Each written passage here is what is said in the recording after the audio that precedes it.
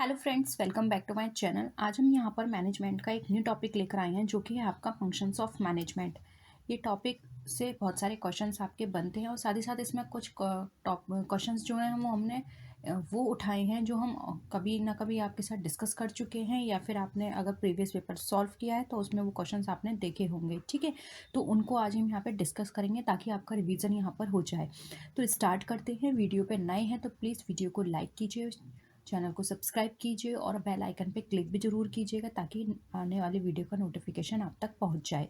Start करते हैं। Functions of management से रिलेटेड देखते हैं कौन कौन से क्वेश्चंस हैं। फर्स्ट है, विच of the following functions of management of concern with means and ends. बताइए ऐसा कौन सा आप मैनेजमेंट का फंक्शन है जो जिससे चीज़ें शुरू होती हैं और जिस पे चीज़ें हमारी ख़त्म हो जाती हैं। ऑर्गेनाइजिंग है, कंट्रोलिंग है, प्लानिंग है या फिर डायरेक्टिंग है। आंसर करिए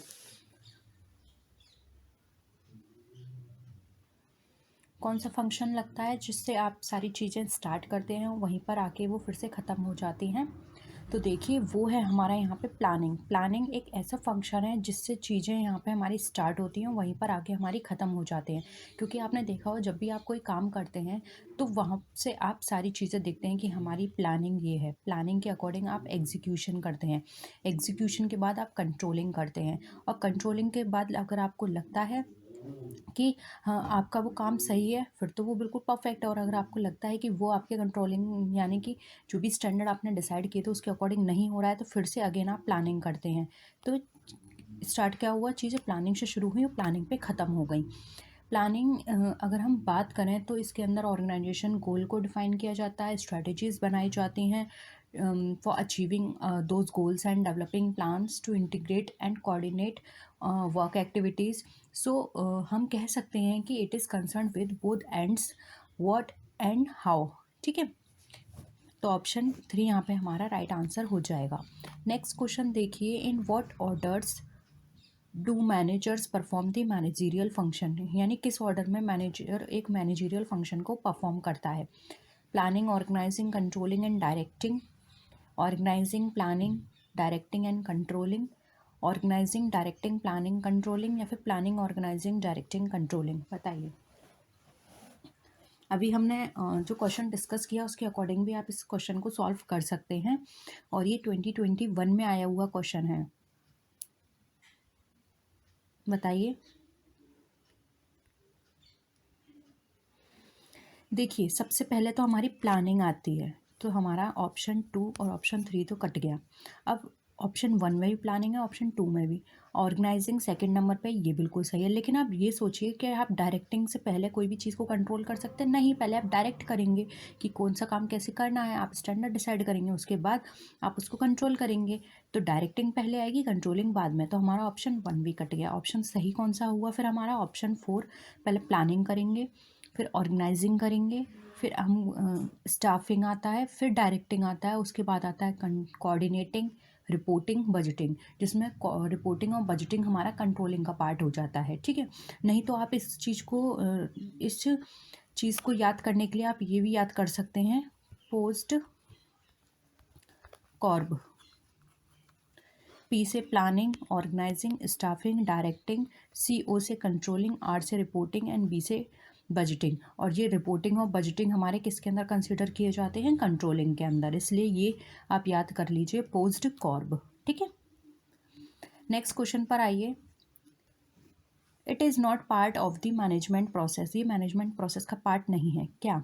प्लानिंग, ऑर्गेनाइजिंग, मार्केटिंग या फिर कंट्रोलिंग। बताइए।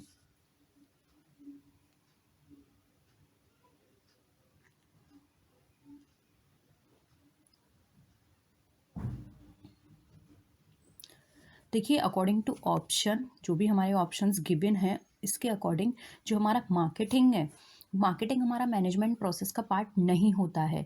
मार्केटिंग हमारा आफ्टर मैनेजमेंट का पार्ट होता है।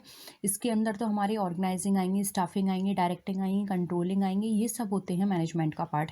इसलिए यहाँ पर ऑप्शन 3 हमारा करेक्ट आंसर हो जाएगा। नेक्स्ट क्वेश्चन देखिए, the last function of management is. Management का लास्ट फंक्शन कौन सा होता है? डायरेक्टिंग, कंट्रोलिंग, ऑर्गेनाइजिंग या फिर प्लानिंग। बताइए।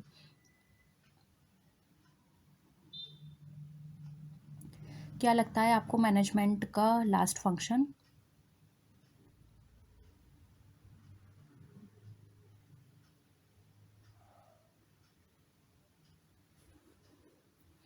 देखिए, अगर हम लास्ट फंक्शन की बात करें तो इसमें हमारा राइट आंसर हो जाएगा 2, क्योंकि अभी हमने किसकी बात की थी? पोस्ड कॉर्ब की, ठीक है।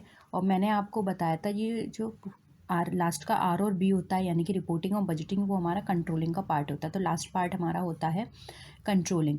कंट्रोलिंग एक ऐसा प्रोसेस होती है जिसके अंदर हम चेक करते हैं कि जो भी हमने अपने ऑब्जेक्टिव्स और गोल्स अचीव करने के लिए हमने जो भी स्टैंडर्ड डिसाइड किए थे, उन स्टैंडर्ड्स के अकॉर्डिंग हमारा रिजल्ट आया है या नहीं।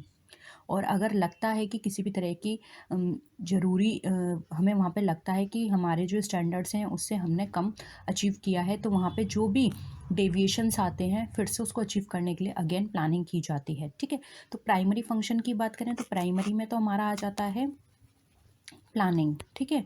लेकिन अगर हम लास्ट फंक्शन की बात करें तो वो हमारा कंट्रोलिंग होता है, जो कि इसके अकॉर्डिंग ऑप्शन 2 हमारा राइट आंसर है। नेक्स्ट क्वेश्चन पर देखिए, planning, organising, directing and controlling are the functions of management, goals of management, results of management, या फिर all of the above?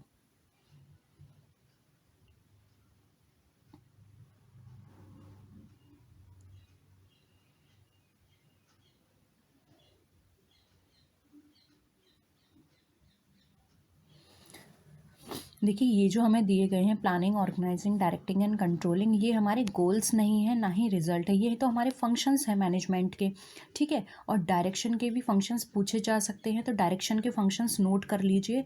Direction के 5 फंक्शंस बताए गए हैं, ठीक है।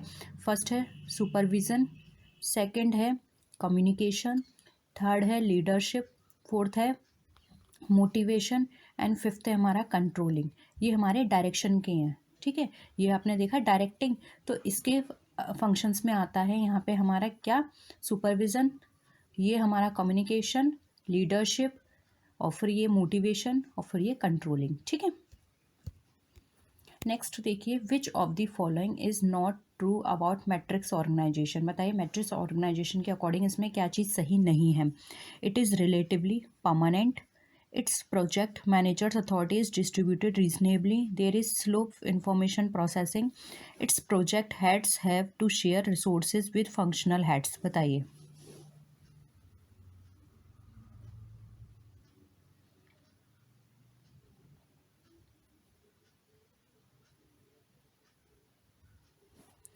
क्या लगता है? पहले तो देखिए, यहाँ पर मैट्रिक्स ऑर्गेनाइजेशन दे रखा है, इसको समझिए। मैट्रिक्स ऑर्गेनाइजेशन को हम ग्रिड ऑर्गेनाइजेशन भी बोलते हैं। मैट्रिक्स ऑर्गेनाइजेशन हमारा एक ऐसा मिक्सचर होता है, फंक्शन का मिक्सचर होता है, तो और प्रोजेक्ट ऑर्गेनाइजेशन का। इसके अंदर हमारी इस ऑर्गेनाइजेशन में हमारे बात करें तो इस तरह के सिस्टम्स फॉलो किए जाते हैं, जैसे कि डबल सिस्टम की इसमें बात की जाती है, जैसे कि हमारा वर्टिकल हो गया, हॉरिजॉन्टल सिस्टम हो गया, ठीक है। मल्टीप्लिसिटी ऑफ ऑर्डर होता है, इसमें यूनिटी की बात नहीं की जाती, यहाँ पे मल्टीप्लिसिटी की बात की जाती है। को एग्जिस्टेंस ऑफ फंक्शंस की बात की जाती है, प्रोजेक्ट ऑर्गेनाइजेशन की बात की जाती है। इसमें डिस्ट्रीब्यूशन ऑफ रिसोर्सेज होते हैं between functional and project management. और साथ ही साथ अगर हम बात करें तो इसमें इनफॉर्मल रिलेशन सिस्टम के बारे में बात की जाती है, ठीक है। यानी कि जो सुपीरियर्स और सबॉर्डिनेट्स हैं उनके रिलेशन की यहाँ में कमी होती है, क्योंकि इनफॉर्मल रिलेशन सिस्टम बिल्डअप की बात करता है। ये रिलेटिवली ये परमानेंट ऑर्गेनाइजेशन होते हैं। इसके जो प्रोजेक्ट्स हेड्स होते हैं वो एग्जीक्यूटिव हेड्स के साथ सारे रिसोर्सेज को शेयर करते हैं। और अगर हम बात करें इंफॉर्मेशन प्रोसेसिंग की, तो इंफॉर्मेशन प्रोसेसिंग की जो स्पीड होती है इसमें बहुत फास्ट होती है, ठीक है। तो अभी मैंने बात की कि इसमें फास्ट होती है, और जबकि ऑप्शन में दे रखा है there is slow information processing, तो ये ऑप्शन तो कट गया, इसलिए यहाँ पे पूछा है नॉट ट्रू, तो ऑप्शन 3 हमारा राइट आंसर हो जाएगा, there is slow information processing. ये हमारा ऑप्शन सी सही है, ठीक है। नेक्स्ट देखिए, workers participation in management employees their right to take part in annual general reporting, profit sharing, share holding, या डिसीजन मेकिंग?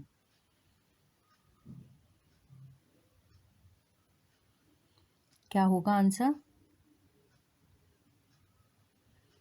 देखिए वर्कर्स पार्टिसिपेशन, इस टर्म्स का मतलब ही यही है कि यहाँ पर वर्कर्स का पार्टिसिपेशन होता है डिसीजन मेकिंग के अंदर, जिससे कि उनको लगे कि हाँ कंपनी हमें हमारे रिस्पॉन्सिबिलिटी दे रही है, कंपनी हमें अथॉरिटी प्रोवाइड कर रही है, जिससे कि वो और भी ज़्यादा बेटर तरीके से काम करें। ठीक है, तो यहाँ पर डिसीजन मेकिंग में उनका पार्टिसिपेशन होता है। यहाँ फोर्थ ऑप्शन हमारा करेक्ट है। नेक्स्ट क्वेश्चन देखिए, delegation of authority makes the size of the organisation. अब डेलीगेशन ऑफ अथॉरिटी जो होती है वो हमारे ऑर्गेनाइजेशन कैसा होता है, उसके लिए small organisation, large organisation, very large या फिर मिनी ऑर्गेनाइजेशन। आपने पढ़ा होगा डेलीगेशन ऑफ अथॉरिटी कहाँ पे पॉसिबल है या कहाँ यूज़ की जाती है या फिर किस तरह के ऑर्गेनाइजेशन में ये होती है। डेलीगेशन ऑफ अथॉरिटी तो आपको पता होगा क्या होता है। देखिए डेलीगेशन ऑफ अथॉरिटी का मतलब होता है आपने कोई अथॉरिटी, कोई रिस्पॉन्सिबिलिटी क्या है, ट्रांसफ़र कर दी। अब यहाँ पे ट्रांसफ़र किस तरह से होगी अथॉरिटी, यहाँ पे टॉप से बॉटम को अथॉरिटी ट्रांसफ़र की जाती है। ठीक है, तो ये टॉप लेवल का जो मैनेजर है वो अपनी अथॉरिटी बॉटम को क्यों देता है, क्योंकि वो अपने बर्डन को कम करना चाहता है।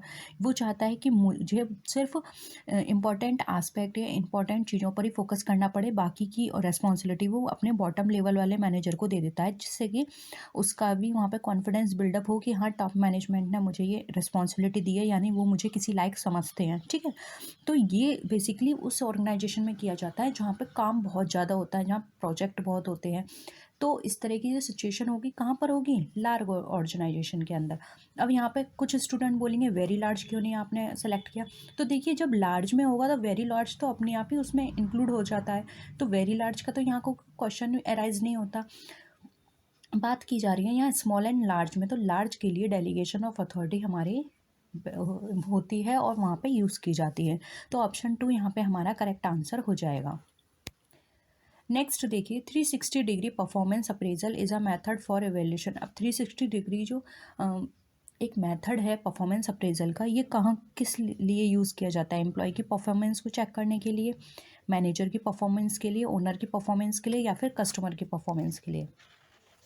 आपने HRM भी पढ़ा होगा अपने BCom में। ठीक है, तो वहाँ पर आपने ये पढ़ा होगा HRM के अंदर परफॉर्मेंस अप्रेजल के मेथड्स, जिसमें एक आता है हमारा 360 डिग्री परफॉर्मेंस अप्रेजल। ये जो परफॉर्मेंस अप्रेजल मेथड होता है ये हमारा एम्प्लॉय के लिए यूज़ किया जाता है कंपनीज़ के द्वारा।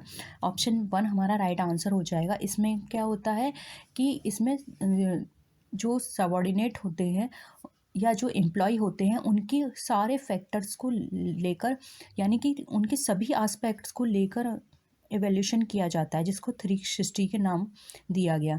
यानी कि सिर्फ उनकी, यहाँ पे हम सिर्फ एक ही एस्पेक्ट नहीं देखेंगे कि उनकी स्किल कैसी, हम देखेंगे स्किल के साथ साथ उनका बिहेवियर कैसा है, उनकी एक्सपर्टीज़ किस तरह की है, वो टाइम मैनेजमेंट कैसे करते हैं, वो डिसिप्लिन में कैसे हैं, और साथ ही साथ उनका अपने कलीग के साथ कैसा काम है, या फिर वो अपनी रिस्पॉन्सिबिलिटी किस हिसाब से निभाते हैं, उनके टॉप मैनेजमेंट के साथ किस तरह के रिलेशन है, उनके उनके नीचे जो लोअर उनके काम कर रहे हैं उनके साथ उनका कैसा रिलेशन है। ये सारी मतलब पूरा एस्पेक्ट यहाँ पे चेक किया जाता है। सारे फैक्टर्स को चेक करते हुए उनका परफॉर्मेंस देखा जाता है। तो 360 डिग्री हमारा एम्प्लॉय परफॉर्मेंस के लिए होता है। ऑप्शन 1 यहाँ पे हमारा करेक्ट है। नेक्स्ट क्वेश्चन देखिए, production management is the functional area of management. Options हैं general, most important, unnecessary, none of these. बताइए प्रोडक्शन मैनेजमेंट किस मैनेजमेंट का फंक्शनल एरिया है।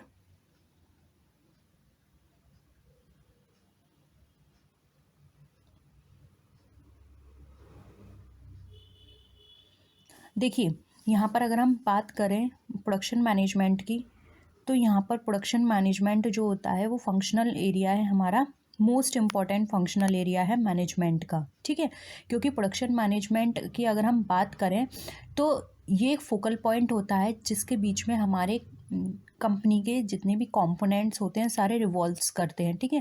प्रोडक्शन मैनेजमेंट के बेसिस पर ही सारी एक्टिविटीज़ की जाती है, क्योंकि अगर प्रोडक्शन रुक गया तो वहाँ पर हमारी एडवर्टाइजमेंट, हमारी सेलिंग, हमारा डिस्ट्रीब्यूशन, ये सारी चीज़ें रुक जाएंगी। तो इसलिए यहाँ पे हमारा ये प्रोडक्शन मैनेजमेंट मोस्ट इम्पॉर्टेंट है। ऑप्शन 2 राइट आंसर है।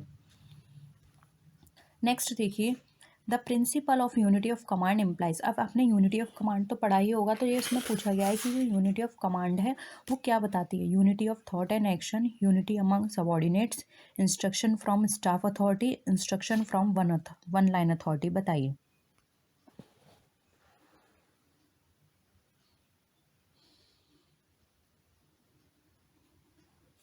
देखिए, यूनिटी ऑफ मैनेजमेंट की बात करें तो यूनिटी ऑफ मैनेजमेंट से यहाँ पर ये बताया गया है कि जब भी सबॉर्डिनेट्स को किसी भी तरह का इंस्ट्रक्शन दिया जाएगा तो ये वन मैनेजर से दिया जाएगा, वन लाइन मैनेजर से, ठीक है।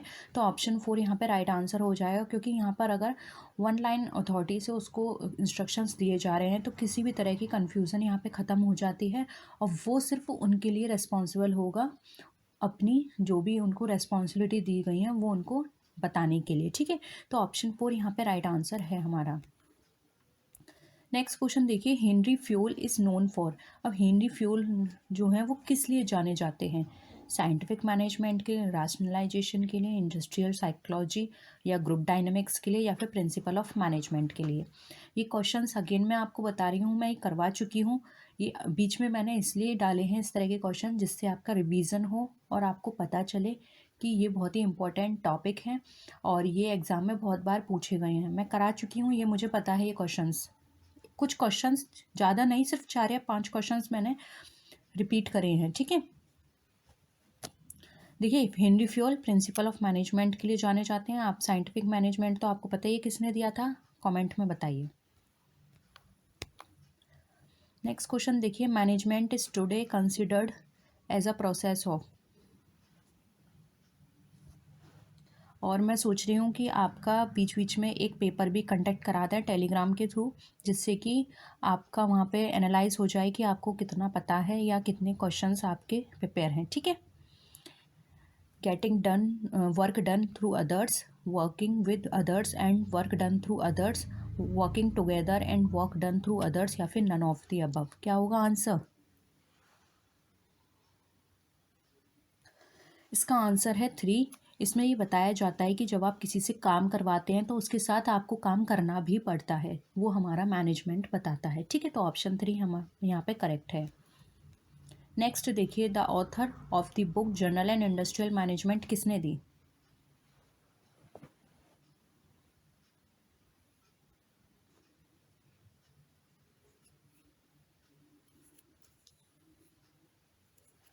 देखिए, ये बुक दी गई थी हेनरी फ्यूल के द्वारा, ठीक है। ऑप्शन 2 यहाँ पे हमारा राइट है। नेक्स्ट है, विच of the following was a main contribution of Henry fuel. Henry fuel का किस में मेन कॉन्ट्रीब्यूशन है। टाइम एंड मोशन स्टडी में, university of management, emphasis on informal group, या फिर emphasis on consistency approach. Answer करिए।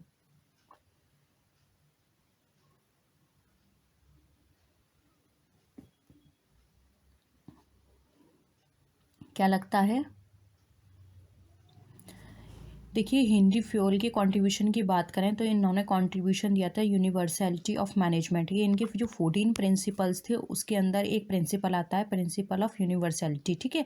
इसके बारे में इन्होंने यहाँ पे बताया है। ऑप्शन 2 करेक्ट है। नेक्स्ट है, मैनेजमेंट वाई एक्सेप्शन रिक्वायर्ड्स। ये भी मैं आपको कई बार डिस्कस कर चुकी हूँ, एक्सप्लेनेशन नहीं दूंगी, डायरेक्ट आंसर की बात करेंगे। पहले आप लोग आंसर करिए।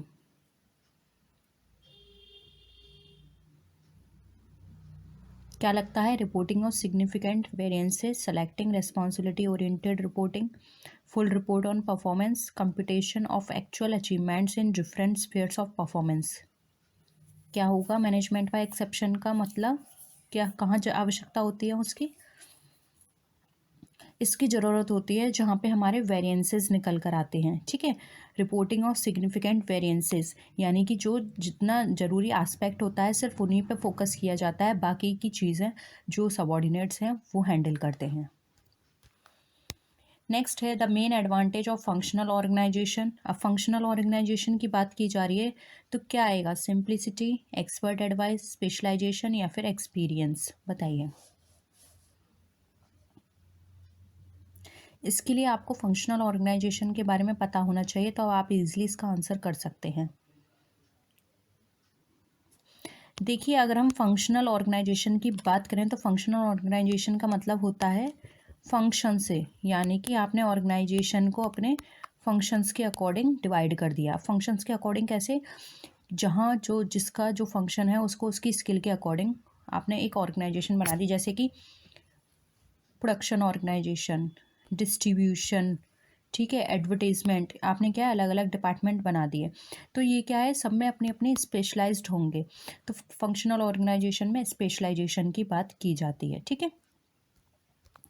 नेक्स्ट क्वेश्चन देखिए, फंक्शनल ऑर्गेनाइजेशन मेथड जो है वो किसने दिया था? हेनरी फ्यूल ने, जॉर्ज आर टेरी ने, एफ.डब्ल्यू. टेलर ने या फिर हेरोल्ड कुड्स ने?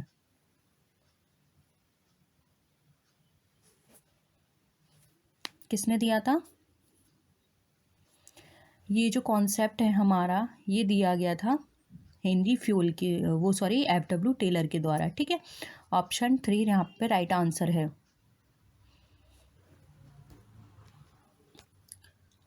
According to Henry Fayol the primary function of management process, बताइए। प्राइमरी फंक्शन कितने हैं हमारे मैनेजमेंट प्रोसेस के? 4, 6, 8 and 10।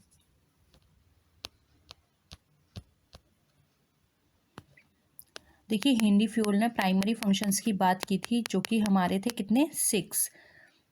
Forecasting, planning, organising, directing, coordinating and controlling, ठीक है। 6 फंक्शंस बताए थे।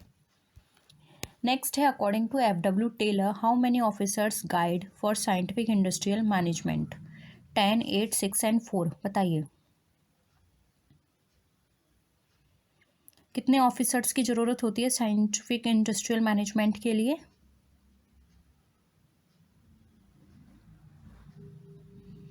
देखो, यहाँ पे इन्होंने जो गाइडेंस बताई थी ऑफिसर्स की, वो 8 बताई थी कि 8 हमें ऑफिसर्स ज़रूरी होते हैं हमारी गाइडेंस के लिए।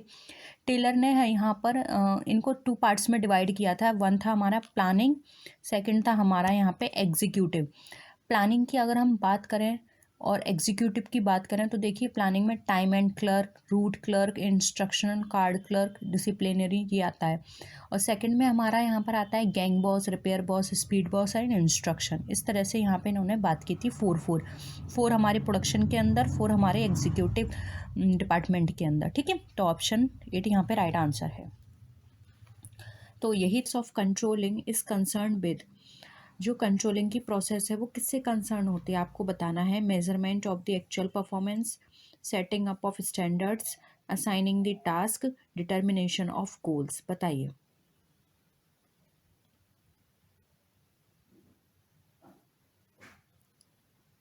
क्या लगता है आपको?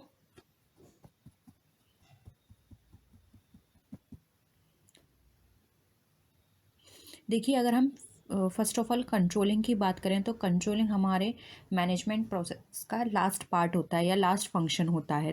तो अगर हम बात करें तो बेसिकली कंट्रोलिंग जो है हमारा कंसर्न होता है मेजरमेंट ऑफ एक्चुअल परफॉर्मेंस से। इसमें ये चेक करते हैं कि जो भी हमने स्टैंडर्ड सेट किए हैं उसके अकॉर्डिंग हमारी एक्चुअल परफॉर्मेंस आई है या नहीं। तो यहाँ पे सबसे पहले मेजरमेंट की जाती है कंट्रोलिंग के अंदर में, तो ऑप्शन 1 यहाँ पे हमारा राइट आंसर हो जाएगा। बेसिकली एक कंपैरिजन होता है स्टैंडर्ड और एक्चुअल के बीच में, जिसमें डेविएशंस चेक किए जाते हैं, और अगर डेविएशन कोई निकलता है तो फिर उसको करेक्ट किया जाता है अगेन प्लानिंग करके, ठीक है। तो ऑप्शन 1 यहाँ पे हमारा राइट आंसर हो जाएगा। नेक्स्ट क्वेश्चन देखिए, concurrent control occurs when an activity is completed, being planned, still going on, none of these, बताइए।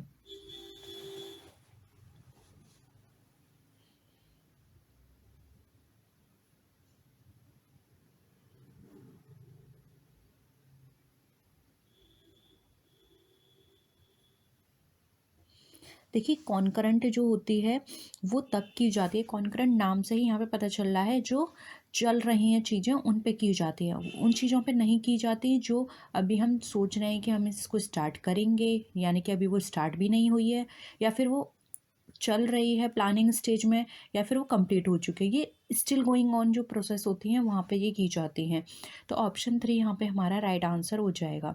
बेसिकली ये कंट्रोल जो होता है हमारा 3 तरह का होता है। फर्स्ट होता है इनपुट, जिसमें हम फॉरवर्ड कंट्रोल की बात करते हैं। फिर आता है हमारा कॉनकरेंट कंट्रोल, जो कि हमारे प्रोसेस का बात करता है, यानी स्टिल गोइंग ऑन। और थर्ड आता है हमारा आउटपुट, जो हमें फीडबैक देता है। ठीक है, तो यहाँ पर कॉनकरेंट कंट्रोल अकर होता है जब हमारी एक्टिविटी स्टिल गोइंग ऑन होती है। ठीक है, तो ऑप्शन 3 हमारा राइट आंसर है। नेक्स्ट क्वेश्चन देखिए, PERT is a technique use to. अब जो पर्ट है बहुत ही इंपॉर्टेंट टेक्निक है ये किससे रिलेटेड है? क्वालिटी मैनेजमेंट से, प्रोजेक्ट मैनेजमेंट से, डिसीजन मेकिंग से, या फिर ऑर्गेनाइजिंग से?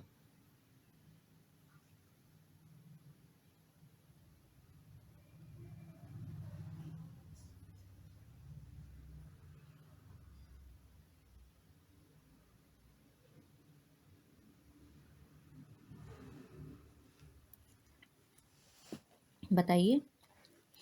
देखिए, पर्ट की पहले फुल फॉर्म आप नोट कर लीजिए, क्योंकि एग्ज़ाम में ये भी पूछी जाती है। इसकी फुल फॉर्म है programme evaluation and review technique. इसके साथ ही साथ एक और टेक्निक आती है, वो है हमारी CPM, जिसको बोलते हैं क्रिटिकल पाथ मेथड। ये दोनों ही टेक्निक हमारी यूज़ की जाती हैं प्लानिंग और कंट्रोलिंग में। ठीक है, ये जो टेक्निक्स होती हैं स्पेशली यूज़फुल होती हैं प्लानिंग, शेड्यूलिंग, इम्प्लीमेंटिंग, यानी कि टाइम बाउंड से रिलेटेड प्रोजेक्ट जो होते हैं वहाँ पे उनकी परफॉर्मेंस चेक करने के लिए की जाती हैं। तो पर टेक्निक एक इंटेंस टेक्निक है, इंस्टेंसिवली इसको यूज़ किया जाता है। जैसे कि शिप की बात की जाए, बिल्डिंग की बात की जाए, कंस्ट्रक्शन प्रोजेक्ट की बात की, इस तरह के प्रोजेक्ट में पर टेक्निक यूज़ की जाती है। तो यहाँ पे हमारा राइट आंसर हो जाएगा ऑप्शन 2, प्रोजेक्ट मैनेजमेंट। जहाँ पे एक प्रोजेक्ट के बेसिस पर हम कोई काम करते हैं, जैसे कि हमें ये बिल्डिंग बनानी है या फिर हमें ये ब्रिज बनाना है, तो एक प्रोजेक्ट के बेसिस पर ये काम किया जाता है। वहाँ पर उसकी देखी जाती है कि कैसे बनाना है, और वहाँ पे ये चीज़ें चेक की जाती हैं कि वो हमारा जो भी स्टैंडर्ड्स हैं उस स्टैंडर्ड्स के अकॉर्डिंग बनाया जा रहा है या नहीं। ठीक है, तो यहाँ पे ऑप्शन 2 हमारा राइट आंसर हो जाएगा। नेक्स्ट क्वेश्चन देखिए, कंट्रोल अप्लाइज ऑन। अब जो कंट्रोल है हमारा कहाँ पे अप्लाई किया जाता है? On the organisation, on interference, on planning, on coordination? Answer करिए।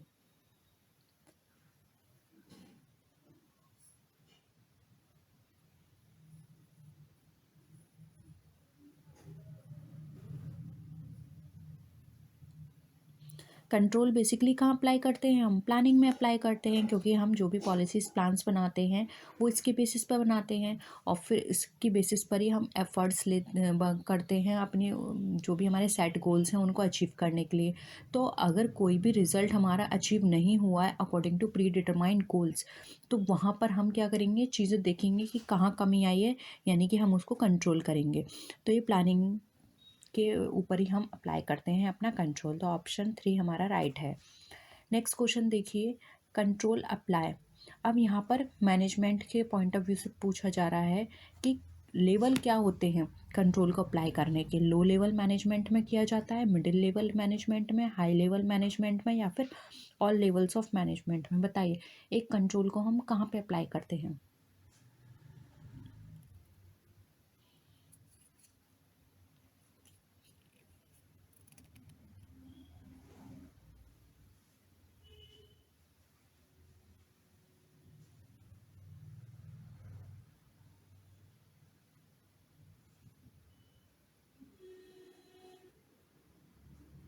देखिए, कंट्रोल जो है वो इफ़ेक्टिवली अप्लाइड होता है हमारा एट ऑल लेवल्स। ठीक है, फिर हम चाहे लोअर लेवल की बात करें, मिडिल की बात करें, या फिर हमारे हाई लेवल मैनेजमेंट की बात करें, क्योंकि इन सब में ही हम प्लानिंग की बात कर रहे हैं। और आपने एक और चीज़ नोट की, इन सब में ही मैनेजमेंट आ रहा है, और आपको पता है कंट्रोल जो है मैनेजमेंट का एक हमारा लास्ट फंक्शन है। तो जहाँ पे मैनेजमेंट होगा वहाँ मैनेजमेंट के सारे फंक्शंस वर्क करेंगे, इसलिए यहाँ पर ऑल लेवल्स ऑफ मैनेजमेंट हमारा राइट आंसर हो जाएगा। नेक्स्ट क्वेश्चन देखिए, which one of the following statement is not correct. अब इसमें से बताना है कौन सा स्टेटमेंट सही नहीं है। Control is a continuous process, control is always concern with past actions, control is a managerial function, control is applied at all levels. अब आपको बताना है कौन सा सही नहीं है, तो बहुत ही ईजी क्वेश्चंस वो ऑप्शंस दिए हुए हैं, तो आप बता सकते हैं कि इसमें से कौन सा ऑप्शंस गलत है।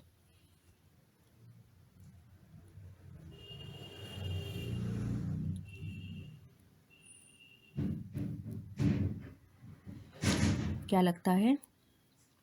देखिए, आप सबको पता है जो कंट्रोल हम करते हैं वो हमारा कंट्रोल हमेशा चलता रहता है। ऐसा नहीं है कि हमने स्टार्टिंग में करा, बिगनिंग में किया है या एंड में किया। ये हमारा एक कॉन्टिन्यूस प्रोसेस है, ठीक है। अब यहाँ पर हमारी एक चीज़ ख़त्म होती है तो हम दूसरी चीज़ काम स्टार्ट कर देते हैं। एक प्रोजेक्ट ख़त्म हुआ, दूसरे प्रोजेक्ट पे काम। तो कंट्रोल हमारा कॉन्टिन्यूस प्रोसेस है, ठीक है। अब यहाँ पर बोला है control is always concern with past actions. अब यहाँ पर अगर ऑलवेज वर्ड नहीं होता तब भी हम इस स्टेटमेंट को सही बोल सकते थे, लेकिन यहाँ पे ऑलवेज दिया हुआ है तो ये नहीं है। कंट्रोल जो हमारा होता है वो हमारा बैकवर्ड भी है, फॉरवर्ड भी है, यानी कि कंट्रोल हमारा पास्ट ना बोलकर हम इसको ऐसे बोल सकते हैं कि कंट्रोल हमारा बिगनिंग में भी होता है और एंड में भी होता है, यानी कि पास्ट फ्यूचर दोनों के रेफरेंस में होता है। इसलिए ये वाला हमारा ऑप्शन सही है अकॉर्डिंग टू क्वेश्चन। फिर आता है control is a managerial process. Option ये तो स्टेटमेंट सही है। फिर है control is applied at out levels, ये तो अभी अभी हमने डिस्कस किया। तो इस क्वेश्चन के अकॉर्डिंग जो राइट आंसर है वो है हमारा ऑप्शन नंबर 2। कंट्रोल सिर्फ पाथ से कंसर्न नहीं होता है, ठीक है। नेक्स्ट क्वेश्चन है the main object of control is to punish the guilty person ensuring that the performance goes according to the plan, maintaining discipline, determining the responsibility of subordinates। बताइए क्या लगता है आपको इसका आंसर?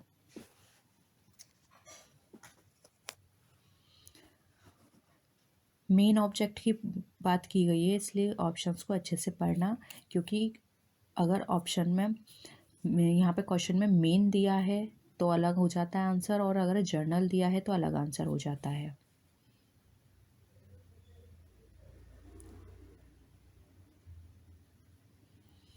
देखिए, मेन की बात की गई है तो ये हमारा ऑप्शन 2 राइट आंसर हो जाएगा, ensuring that the performance going according to plan. क्योंकि हमें यही तो एंश्योर करना होता है कि हमने जो भी प्लानिंग किया उसके अकॉर्डिंग हमारा काम हो रहा है या नहीं, हमने जो स्टैंडर्ड सेट किए हैं उसके अकॉर्डिंग हम काम करें, हमारा टाइम वेस्ट ना हो या फिर हमारे रिसोर्सेज हम उनका सही से यूटिलाइज़ करें। हम यही चीज़ कंट्रोलिंग के अंदर चेक करते हैं, ठीक है, इसलिए कंट्रोलिंग की जाती है।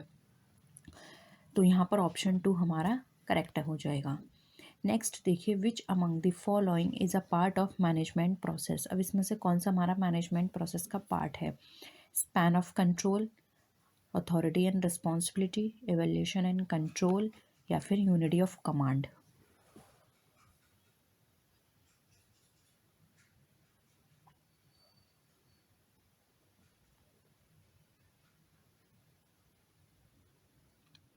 देखिए, मैनेजरियल प्रोसेस की बात की गई है, मैनेजमेंट प्रोसेस की बात की गई है, तो यहाँ पर हमारा जो राइट आंसर होगा वो हो जाएगा evaluation and control. Span of control हो गया, unity of command, authority and responsibility, ये क्या है?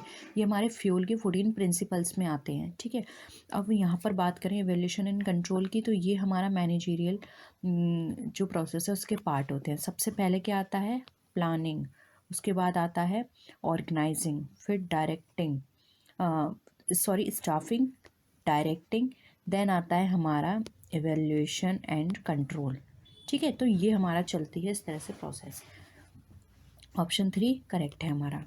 नेक्स्ट क्वेश्चन देखिए, the main object of control is. अब मेन ऑब्जेक्टिव आपको बताना है, ऑप्शंस आपके अलग हैं। Creating fear among workers, seeking conformity of performance with pre determined standards, punishing the guilty, fixing responsibility. लगभग वही ऑप्शंस हैं, तो आंसर करिए।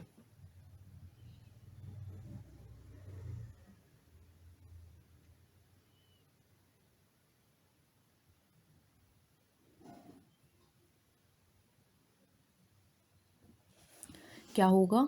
ऑप्शन 2, क्योंकि इसमें कन्फर्मिटी चेक की जाती है कि हमारे जो प्री डिटरमाइंड स्टैंडर्ड्स हैं उसके अकॉर्डिंग हम काम कर रहे हैं या नहीं, और एक बार जब हमने ये मेज़र कर लिया तो हमारे एक्चुअल परफॉर्मेंस को प्लान्ड परफॉर्मेंस या स्टैंडर्ड परफॉर्मेंस से मैच किया जाता है, और जो भी डेविएशन निकलते हैं उसके अकॉर्डिंग फिर एक्शंस लिया जाता है या फिर से प्लानिंग की जाती है। तो इस तरह से सारी चीज़ें वर्क करती हैं, ठीक है।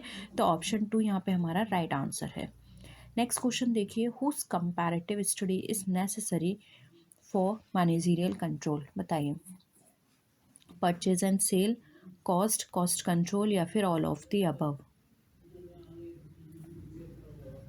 कंपैरेटिव स्टडी किसके लिए ज़रूरी होती है?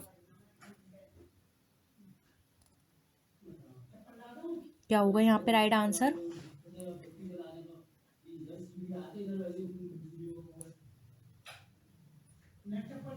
देखिए यहाँ पर अगर हम बात करें तो एक मैनेजर क्या करता है, उसका काम होता है कंपैरेटिव स्टडी करे परचेजिंग की, सेलिंग की, और साथ ही साथ जो भी रिलेटेड पॉलिसीज़ हैं, इंफॉर्मेशन सिस्टम है, कॉस्ट है, और उससे जुड़े हुए जितने भी एलिमेंट्स होते हैं वो सारी चीज़ें यहाँ पे चेक की जाती हैं मैनेजर के द्वारा, कि वो सब हमारे प्री डिटरमाइंड जो भी गोल्स हैं उससे, वहाँ पर उससे जो भी रिलेटेड होंगे वो सारे चेक किए जाएंगे कि वो सही डायरेक्शन में चल रहे हैं या नहीं, एक्चुअल अचीवमेंट्स कैसे हैं कंपेयर किए जाएंगे, और जो भी डिविएशंस हैं उनको रिमूव किया जाएगा। तो इसके अकॉर्डिंग हम कह सकते हैं कि जो हमारी कंपैरेटिव स्टडी है वो परचेज एंड सेल, कॉस्ट और कॉस्ट कंट्रोल ये सब में ही होगी, ठीक है। तो ऑप्शन 4 यहाँ पे ऑल ऑफ दी अबव हमारा राइट आंसर हो जाएगा। नेक्स्ट क्वेश्चन यहाँ पे देखिए, managerial control is exercised by. अब मैनेजरियल कंट्रोल किसके द्वारा एक्सरसाइज किया जाता है?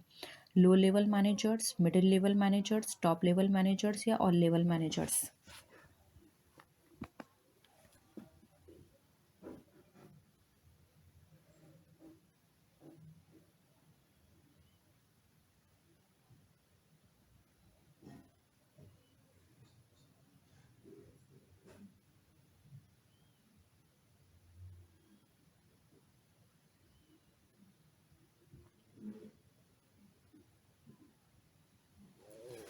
देखिए यहाँ पर राइट आंसर हो जाएगा again all levels managers. Managerial control सभी के द्वारा किया जाता है, फिर वो किसी भी लेवल का मैनेजर हो।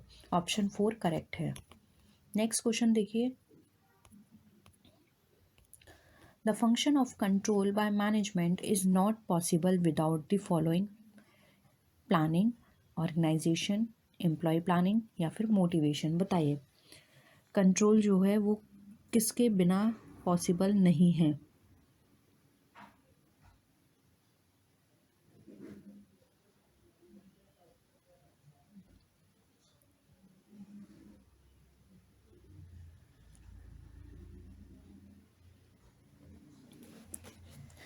क्या होगा आंसर? देखिए ये सब हम जानते हैं कि कंट्रोल जो है हमारा इम्पॉर्टेंट और इंटीग्रल पार्ट है हमारे मैनेजमेंट का, और ये कंट्रोल जो है वो टोटली बेस्ड होता है हमारा प्लानिंग पे, क्योंकि प्लानिंग के बेसिस पर ही ये देखा जाता है कि वह जो भी काम किए जा रहे हैं उनकी क्वालिटी किस एक्सटेंट तक जानी है, हमारा काम कितना होना है, क्या टाइमिंग रहेगा, कितने टाइम के अंदर हमें कितनी यूनिट बनानी है, यानी सारी चीज़ें हम जो भी हमने प्लान करके रखी हैं उसके बेसिस पर करेंगे। तो हम ये बोल सकते हैं कि विदाउट प्लानिंग कंट्रोल करना पॉसिबल नहीं है, इसलिए ऑप्शन 1 यहाँ पे हमारा राइट आंसर हो जाएगा। नेक्स्ट क्वेश्चन पर आइए, बाउंडेड राशनलिटी इज़ रिलेटेड टू। अब बाउंडेड राशनलिटी जो है हमारी वो किससे रिलेटेड है? प्लानिंग से, ऑर्गेनाइजिंग से, डिसीजन से या फिर कंट्रोलिंग से।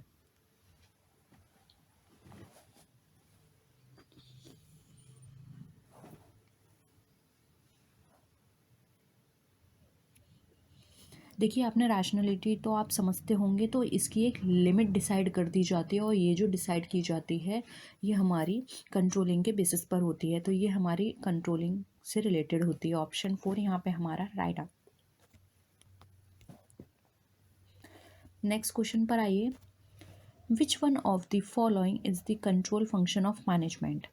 फर्स्ट है budgetary control, cost control, financial control, all of this.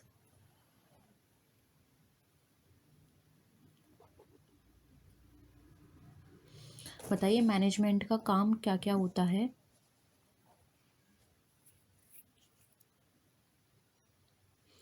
देखिए मैनेजमेंट आपको पता है हमारा सभी लेवल पे किया जाता है, तो बजटरी कंट्रोल भी हमारा आ गया, कॉस्ट कंट्रोल भी आ गया, फाइनेंशियल कंट्रोल भी आ गया, साथ ही साथ प्रोडक्शन कंट्रोल की बात करें, सेलिंग, यानी सारे डिपार्टमेंट ही इसके अंदर आ जाते हैं। तो सारे डिपार्टमेंट के अंदर जो भी काम किया जा रहा है वो सभी इसके अंदर इंक्लूड हो जाएगा। इसलिए ऑल ऑफ दीज हमारा यहाँ पे 4 ऑप्शन राइट आंसर हो जाएगा। ठीक है, नेक्स्ट क्वेश्चन देखिए, the process of step to bring actual results closer to control to desired results is called coordination, direction, control, all of the above. क्या लगता है आंसर आपको?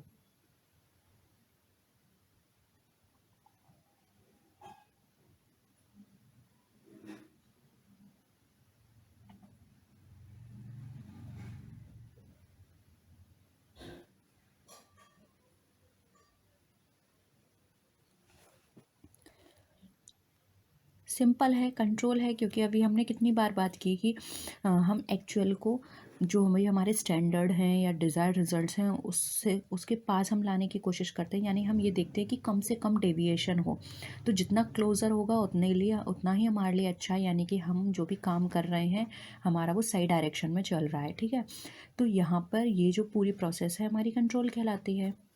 ऑप्शन 3 करेक्ट है हमारा। नेक्स्ट क्वेश्चन देखिए, the last phase of control is. अब control का last phase क्या है? अभी तक तो हम पढ़ रहे थे मैनेजमेंट का लास्ट फेज कंट्रोल है। अब कंट्रोल का भी आपको लास्ट फेज, यानी कि आपको कंट्रोल के सारे स्टेप्स पता होने चाहिए। Measuring the performance, determining the standards of performance, taking corrective actions, comparing performance with standards. बताइए कौन सा लगता है आपको आंसर?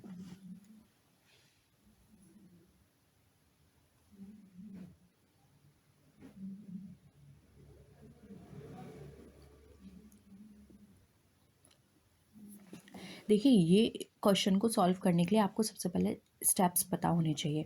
देखिए, फर्स्ट स्टेप जो है वो है डिटरमाइन करना। ठीक है, जो भी हमारे स्टैंडर्ड्स हैं उनको डिटरमाइन करेंगे। सेकंड आता है measuring the performance of work, तो ये हो गया हमारा सेकंड। फिर आता है evaluation of work, evaluation of work हमारा क्या हो गया? थर्ड हो गया। फिर आता है fourth, finding out the reason of deviation या फिर फाइंडिंग आउट द डेविएशन, तो ये हमारा क्या हो गया? फोर्थ हो गया। फिफ्थ आता है हमारा टेकिंग करेक्टिव एक्शंस, तो यहाँ पर टेकिंग करेक्टिव एक्शंस की बात करें तो सबसे लास्ट हो गया, हमसे लास्ट ही पूछा गया है, तो ऑप्शन 3 हमारा यहाँ पे राइट आंसर हो जाएगा। ठीक है, ऑप्शन 3 करेक्ट है। नेक्स्ट क्वेश्चन देखिए, the main objective of controlling is to punish the guilty person, ensure that performance is as per planning, maintain discipline, fix responsibility of subordinates. बताइए।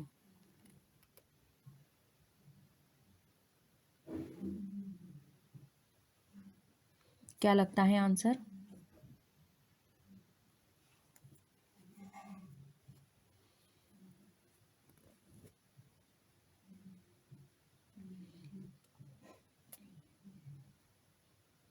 अभी हमने ये क्वेश्चंस 2 बार किया था। ठीक है, थोड़ा घुमा फिरा के ऑप्शंस थे, तो यहाँ पर हो जाएगा परफॉर्मेंस को इंश्योर करना कि वो एज पर हमारी प्लानिंग चल रही है या नहीं। ठीक है, नेक्स्ट क्वेश्चन देखिए, which one of the following statement is wrong, यानी कि आपको नॉट वाला देखना है जो गलत है।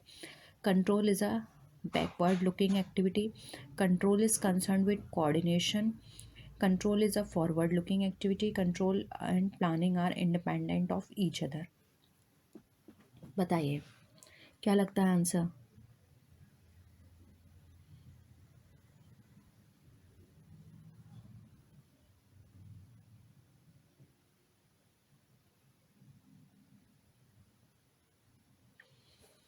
देखिए, ये तो ऑप्शंस बिल्कुल सही है कि ये बैकवर्ड लुकिंग है। अगर यहाँ पे होता control is an only backward looking activity तो ये गलत हो जाता, लेकिन ये वो स्टेटमेंट हमारा करेक्ट है। फिर कंट्रोल कंसर्न करता कोऑर्डिनेशन से, ये भी सही है हमारा। मैनेजमेंट के सारे फंक्शंस हमारे कोऑर्डिनेशन पे बेस्ड होते हैं, यानी हर फंक्शन में अगर कोऑर्डिनेशन होगा तो हर फंक्शन फंक्शन हमारा स्मूथली वर्क करेगा। फिर आता है control is a forward looking activity, ये भी हमारी बिल्कुल सही है, लेकिन यहाँ पर गड़बड़ हो गई, इन्होंने दे दिया इंडिपेंडेंट, जबकि कंट्रोल और प्लानिंग हमारा डिपेंडेंट है, एक दूसरे पे क्लोजली रिलेटेड है। इसलिए यहाँ पर ऑप्शन हमारे जो रॉन्ग होगा वो होगा ऑप्शन 4। तो राइट आंसर है ऑप्शन 4। नेक्स्ट क्वेश्चन देखिए, controlling is the function of line supervisor, staff manager, top manager only, या फिर ऑल द अबव। बताइए कंट्रोलिंग किसका फंक्शन है।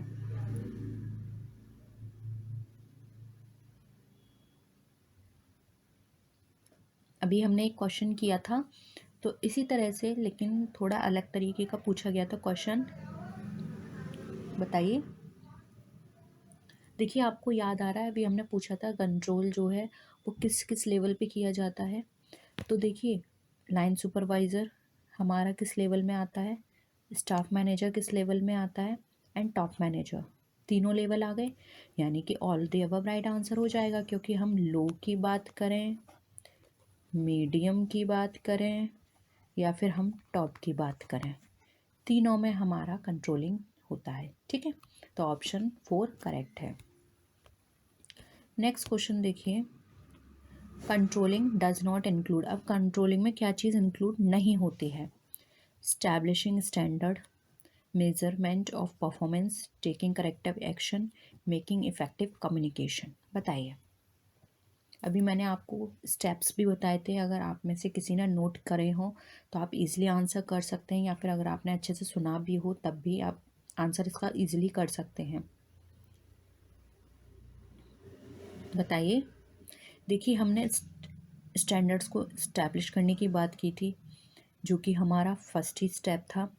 मेजरमेंट की हमने यहाँ पे बात की थी, जो कि हमारा सेकंड स्टेप था। टेकिंग करेक्टिव एक्शंस हमारा लास्ट स्टेप था। लेकिन मेकिंग इफ़ेक्टिव कम्युनिकेशन ये कोई हमारा स्टेप नहीं था, इसलिए ऑप्शन 4 हमारा राइट आंसर हो जाएगा। ये कंट्रोलिंग में इंक्लूड नहीं करता। अब देखिए ये हमारा फर्स्ट है, ये हमारा सेकंड है, तो थर्ड क्या था। थर्ड था हमारा इवेल्युएट करना वर्क को। फोर्थ था हमारा अगर हमने जो भी काम इवेल्युएट किया उसके बाद हमें जो भी डेविएशन आया उसके रीज़न को फाइंड आउट करना। एंड लास्ट था हमारा करेक्टिव एक्शन चेक करना। ठीक।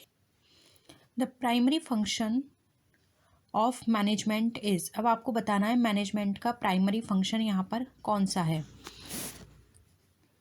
प्लानिंग, कम्युनिकेशन, डिसीजन मेकिंग, या फिर मोटिवेशन।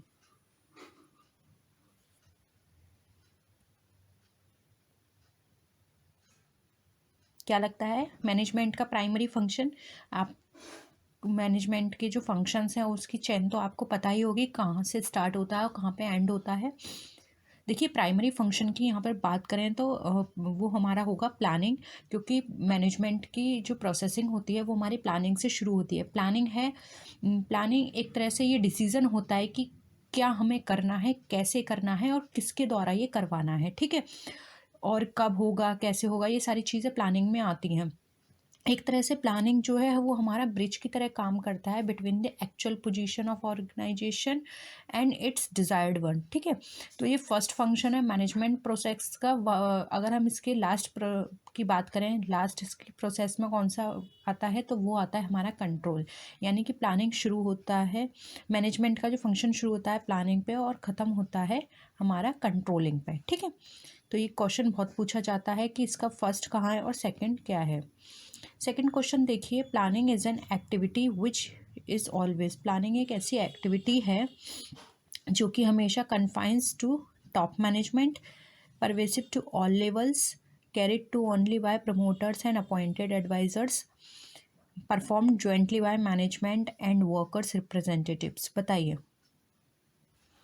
प्लानिंग किस तरह की एक्टिविटी है।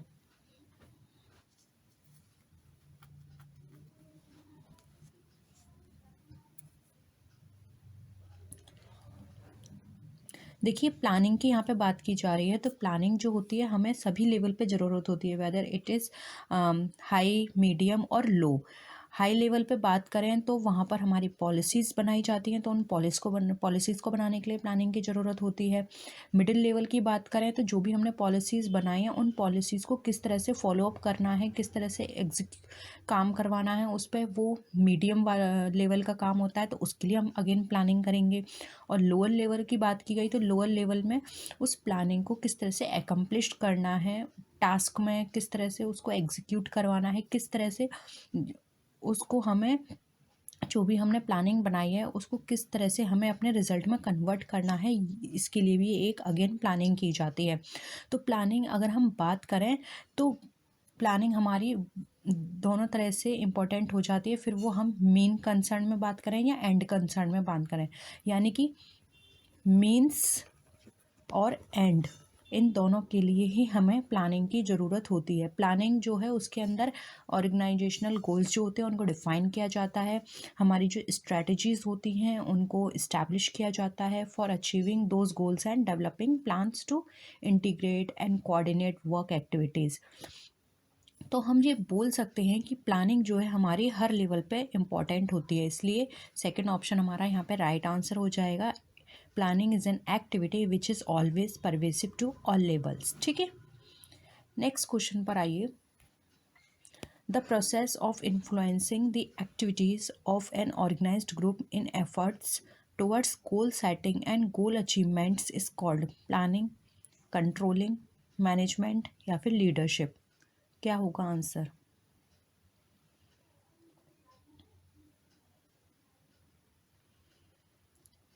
यहाँ पर एक ऐसी प्रोसेस की बात की जा रही है जिसमें हम कुछ इन्फ्लुएंस कर रहे हैं किसी अपने गोल को अचीव करने के लिए, किसी चीज़ की किसी एक्टिविटी को इन्फ्लुएंस किया जा रहा है उसको अचीव करने के लिए, अपने गोल को सेट करने के लिए। बताइए। देखिए, जहाँ पर इन्फ्लुएंसिंग वर्ड यूज़ होगा यानी किसी चीज़ को आप इन्फ्लुएंस कर रहे हो कि वो इस के थ्रू काम करे या फिर वो अपने गोल्स को अचीव करने में और मेहनत करे, तो वो हमारा लीडरशिप कहलाती है। अब देखो यहाँ पे आपको कंफ्यूज कर दिया, आप सोच रहे हो कि प्लानिंग चैप्टर चल रहा है तो प्लानिंग इसका आंसर होगा, ऐसा नहीं है। इसलिए जानबूझ के मैंने ये क्वेश्चन इसमें डाला था जिससे कि आप कंफ्यूज हो जाओ। तो क्वेश्चन को अच्छे से पढ़ो, समझो, क्योंकि वहाँ तो चैप्टर वाइज आपको नहीं दिया होगा, तो वहाँ तो आपको क्वेश्चन पढ़ के ही आंसर करना होगा। ठीक है, तो इन्फ्लुएंसिंग लीडरशिप के अंदर होती है। लीडरशिप में क्या होता है, एक लीडर इन्फ्लुएंस करता है अपने फॉलोअर्स को कि वो जो भी एफर्ट्स कर रहे हैं वो उनके गोल सेटिंग या गोल अचीवमेंट के टुवर्ड्स हों। ठीक है, तो ऑप्शन 4 यहाँ पे हमारा राइट आंसर है। नेक्स्ट क्वेश्चन देखिए। The process of selecting a course of action out of alternative courses to solve a problem is known as planning, decision making, directing and controlling. बताइए क्या होगा आंसर?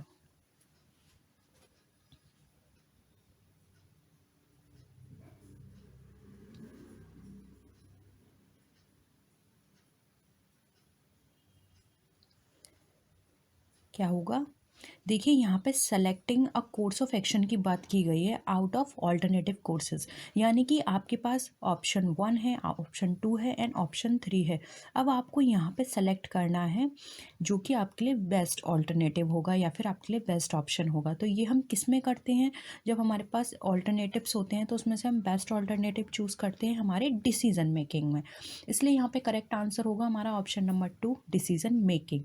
अब इसके स्टेप्स भी पूछ लिए जाते हैं, तो अगर आप नोट डाउन करना चाहते हैं तो नोट कर सकते हैं। सबसे पहले आता है आइडेंटिफिकेशन। ठीक है, फिर सेकंड आता है identification of a problem, first और है। सेकंड आता है identification of decision criteria. Third आता है allocation of weights to criteria. Fourth आता है डेवलपमेंट ऑफ ऑल्टरनेटिव्स। फिफ्थ है हमारा एनालिसिस ऑफ ऑल्टरनेटिव्स। सिक्स है हमारा selection of an alternative and fourth, six के बाद सेवन है हमारा implementation of an alternative and implementation के बाद जो लास्ट आता है हमारा स्टेप वो होता है हमारा एवेल्यूशन ऑफ डिसीजन इफेक्टिवनेस। अब इसमें एक दो स्टेप्स कम हो सकते हैं, लेकिन जो इनका जो सीरियल है वो ये ऐसे ही चलेगा। पहले आप प्रॉब्लम को आइडेंटिफाई करोगे, फिर आप सारे जो भी ऑल्टरनेटिव्स हैं उनको कलेक्ट करोगे, फिर बेस्ट ऑल्टरनेटिव चूज़ करोगे, फिर उसके बाद उसको इम्प्लीमेंट करोगे, देन आप उसको इवेल्युएट करोगे। ठीक है, नेक्स्ट क्वेश्चन देखिए। Succession planning is more relevant to. अब सक्सेशन प्लानिंग जो है वो सबसे ज़्यादा किसके लिए अधिक इम्पॉर्टेंट है या फिर रेलिवेंट है? टॉप लेवल मैनेजमेंट के लिए, lower level management, middle level management या फिर ऑल आर करेक्ट, यानी सबके लिए ज़रूरी है। बताइए, सक्सेशन प्लानिंग कभी आपने सुना है?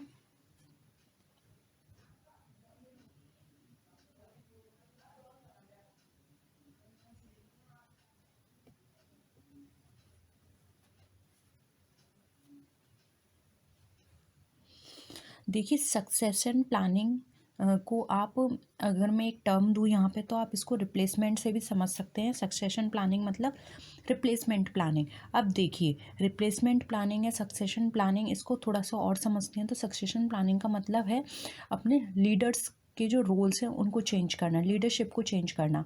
अब ये कैसे होगी, जैसे कि आपने देखा होगा कभी कभी फॉर्म क्या होती हैं, कोई ऐसी प्रॉब्लम फेस करती हैं जो कि करंट ओनर्स या करंट लीडर है ना, उसको उस प्रॉब्लम से निकल नहीं पाते। तो वहाँ पर क्या होता है, वो जो रिस्पॉन्सिबिलिटीज़ है किसी दूसरे को दे दी जाती है जिससे वो उस प्रॉब्लम को टैकल कर पाए। ठीक है, तो इसका मतलब क्या है कि आपने उसको रिप्लेस करके दूसरे लीडर को वो रिस्पॉन्सिबिलिटी दे दी। तो ये होता है सक्सेशन प्लानिंग। और इस तरह की जो प्लानिंग होती है आप हर किसी को तो नहीं दे सकते, कोई आपका हाई अथॉरिटी पे होगा सिर्फ उसी को दोगे। तो ये हमारा टॉप लेवल मैनेजमेंट से रिलेटेड होती है। ठीक है, तो यहाँ पर हमारा राइट आंसर हो जाएगा ऑप्शन नंबर 1। नेक्स्ट क्वेश्चन देखिए, ये बहुत ही इम्पोर्टेंट है, एग्ज़ाम में ये बहुत पूछी जाती है। तो इस चीज़ को आप, ये जो स्टेटमेंट है नोट डाउन कर लेना और याद कर लेना, एग्ज़ाम में बहुत आती है। अब क्वेश्चन है, according to a plan is a trap laid to capture the future.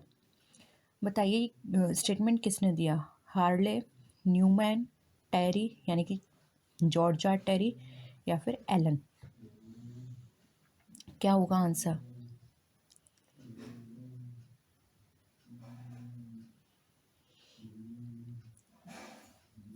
किसने दिया ये दिया था हमारा एलन ने। ऑप्शन 4 करेक्ट है। देखिए एलन के अकॉर्डिंग ये कहा गया था कि प्लानिंग एक ऐसा प्लान होता है जिसकी जो कि हम अपने माइंड में एक इस तरह से रखते हैं उस प्लान को, कि हमें जो फ्यूचर में अपॉर्चुनिटीज़ मिलेंगी उसको हम किस तरह से कैपिटलाइज करेंगे, यानी उन अपॉर्चुनिटीज़ को हम अपने फेवर में कैसे लेंगे और उससे अपने जो हमें रिज़ल्ट चाहिए हम उस रिज़ल्ट में कैसे कन्वर्ट करेंगे। तो ये एक तरह का ट्रैप है जिससे हम फ्यूचर की अपॉर्चुनिटीज़ को ट्रैप करके अपने मुताबिक अपने रिज़ल्ट को अचीव कर सकते हैं। ठीक है, तो ऑप्शन 4 यहाँ पे हमारा राइट आंसर है।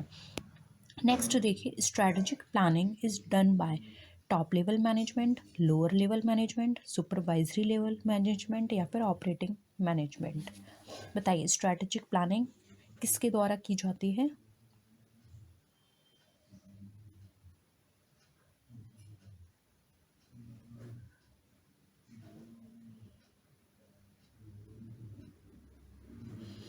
स्ट्रैटेजिक प्लानिंग हमारा स्ट्रैटेजी से वर्ड आया है, तो आप खुद सोचिए जो स्ट्रैटेजी बनेगी कंपनी के अंदर वो कौन बनाएगा, टॉप लेवल, लोअर लेवल, या फिर सुपरवाइजरी या ऑपरेटिंग। देखिए स्ट्रैटेजी जो है वो भी एक तरह की प्लानिंग है जिसके अंदर हम उस स्ट्रैटेजी को इस तरह से डिज़ाइन करते हैं कि जो भी इवेंट हो रहा है उसको हम इस तरह से नॉर्मलाइज करें, इस तरह से हम उसको सारी चीज़ों को अपने फेवर में लें कि हमारे जो ऑब्जेक्टिव्स हैं हम उनको अचीव कर पाएँ। ठीक है, या उनको अचीव करने में हमें मदद मिले। तो हम इस तरह की एक स्ट्रैटेजी बना के चलते हैं। ठीक है, तो ये भी हमारे टॉप लेवल मैनेजमेंट के द्वारा की जाती है। तो ऑप्शन 1 यहाँ पे हमारा करेक्ट आंसर है। नेक्स्ट क्वेश्चन देखिए, which of the following is a standing plan. Standing plan कौन सा होता है, पॉलिसी, प्रोग्राम, बजट, या स्ट्रैटेजी। बताइए कौन सा इसमें से हमारा स्टैंडिंग प्लान है?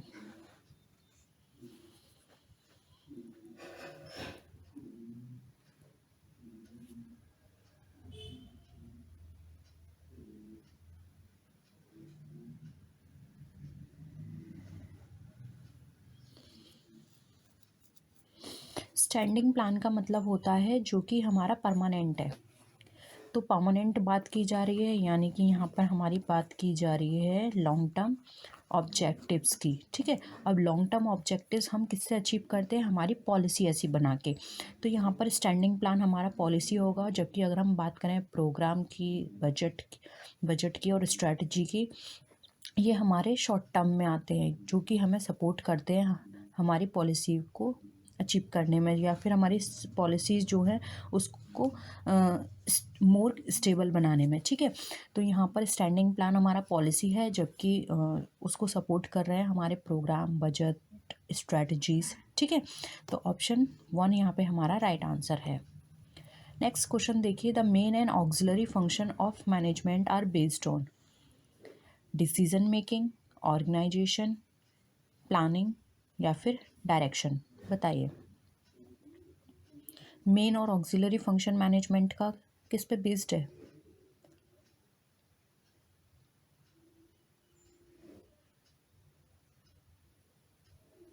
किस पे बेस्ड है? ये बेस्ड होता है हमारा प्लानिंग पे। अब क्यों है इस पे बेस्ड, ये भी समझिए।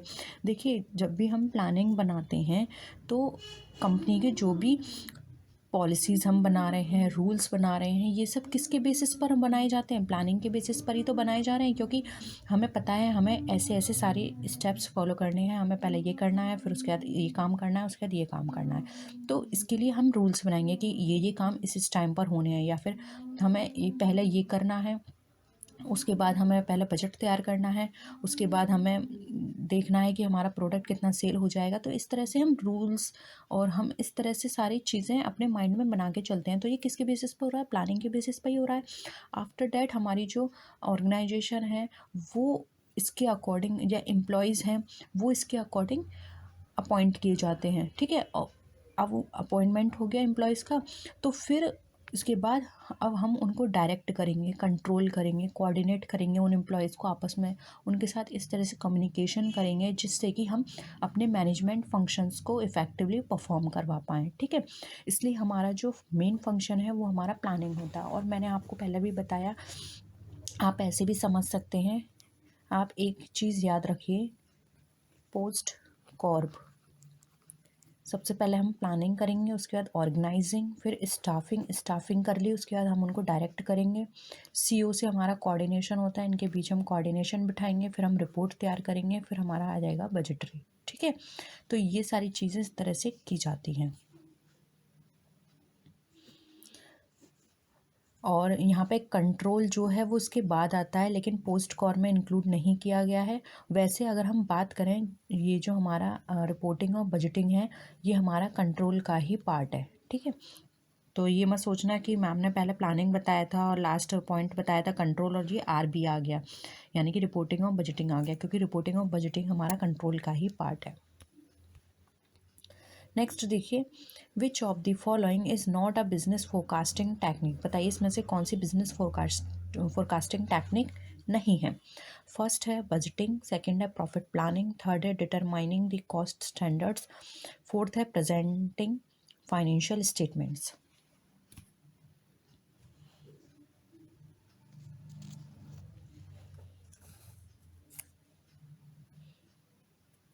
बताइए क्या होगा आंसर?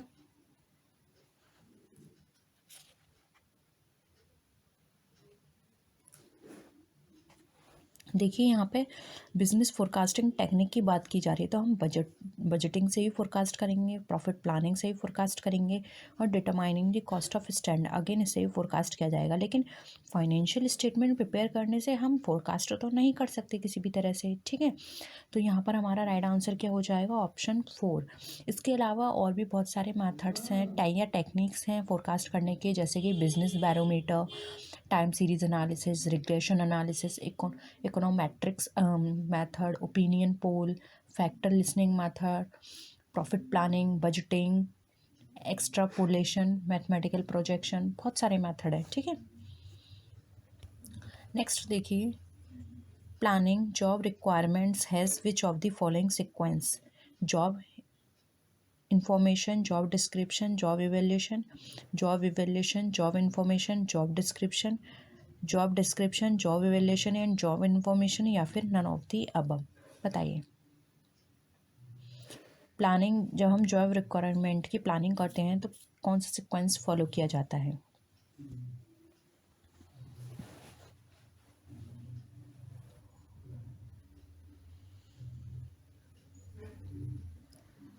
देखिए, करेक्ट सीक्वेंस की बात करें तो सबसे पहले तो हम इंफॉर्मेशन गैदर करेंगे ना। इंफॉर्मेशन गैदर करने के बाद हम उसका डिस्क्रिप्शन तैयार करेंगे, डिस्क्रिप्शन तैयार करने के बाद हम उसको इवेल्युएट करेंगे, क्योंकि डिस्क्रिप्शन के अकॉर्डिंग ही एम्प्लॉय काम करता है, और फिर उसको इवेल्युएट करेंगे कि उसने किस तरह से काम किया। तो ये हमारा सीक्वेंस चलेगा। तो देखिए, इन्फॉर्मेशन सबसे पहले हमारी ऑप्शन 1 में ही आती है, ऑप्शन 1 यहाँ पे हमारा राइट आंसर है। ठीक है, नेक्स्ट क्वेश्चन देखिए, planning is a dash process. बताइए प्लानिंग कैसी प्रोसेस है? गोल ओरिएंटेड है, फ्लेक्सिबल है, टाइम बाउंड है, या फिर ऑल ऑफ द अबव?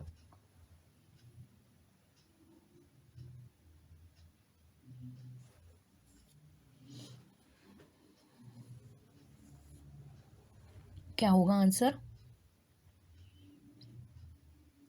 देखिए प्लानिंग जो है हमारी गोल ओरिएंटेड तो है, क्योंकि एक हमारे पास गोल होता है जिसको लेकर हम प्लानिंग करते हैं, तो ये सही है।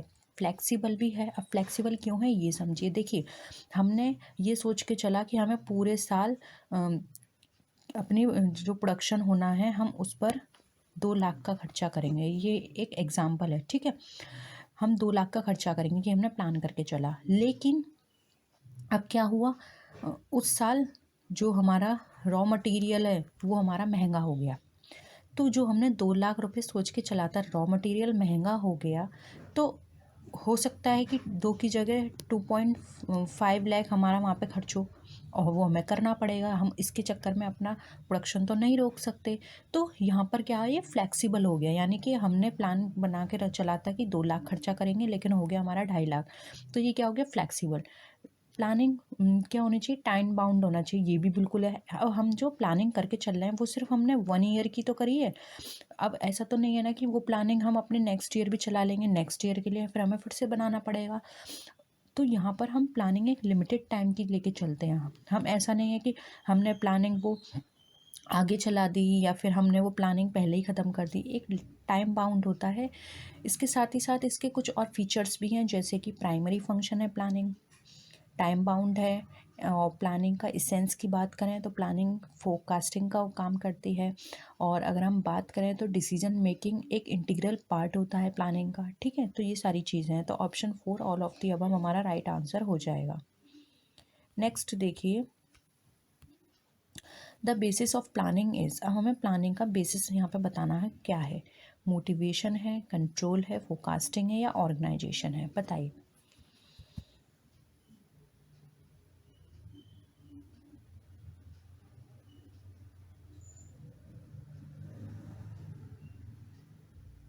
किसके बेसिस पर होती है प्लानिंग?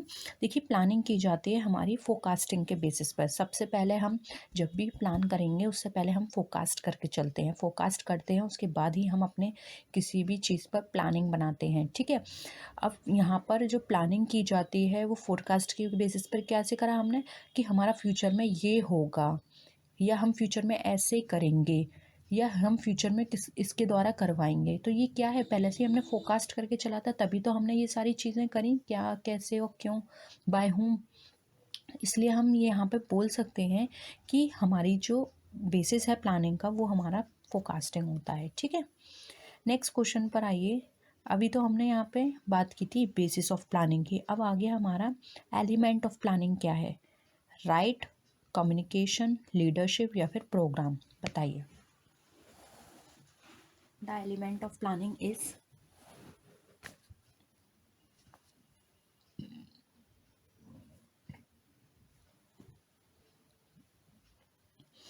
देखिए जर्नली यहाँ पर हम बात करते हैं प्लानिंग की, तो प्लानिंग क्या बताता है कि हम एडवांस में जो भी काम करेंगे उसका एडवांस में हम प्लान बना के चल रहे हैं। अब प्लानिंग एक ऐसी प्रिपरेशन है, एक सिस्टमेटिक प्लान ऑफ एक्शन है जो कि हम एडवांस में लेके चल रहे हैं to achieve the predetermined goals of the organisation.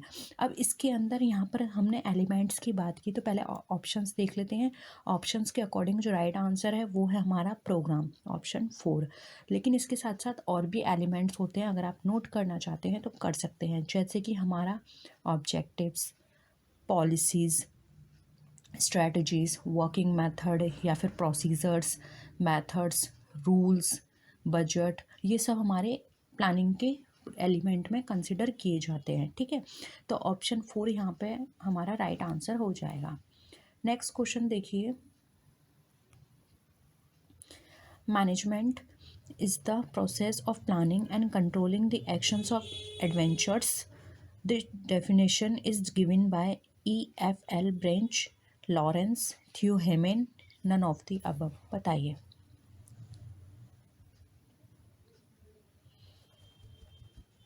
Static question है, आपको इसको लर्न करना होगा। ये 2011 में पूछा गया है ये क्वेश्चन।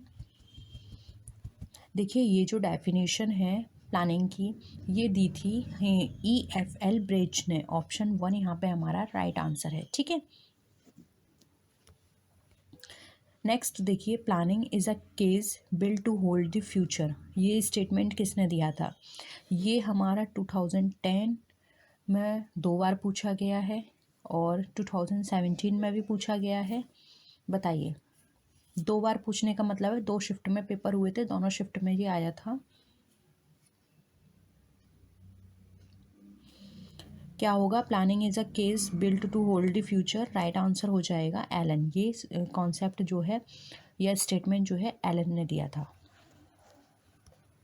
नेक्स्ट क्वेश्चन देखिए, Q in the word sort. Sort आपने पढ़ा होगा।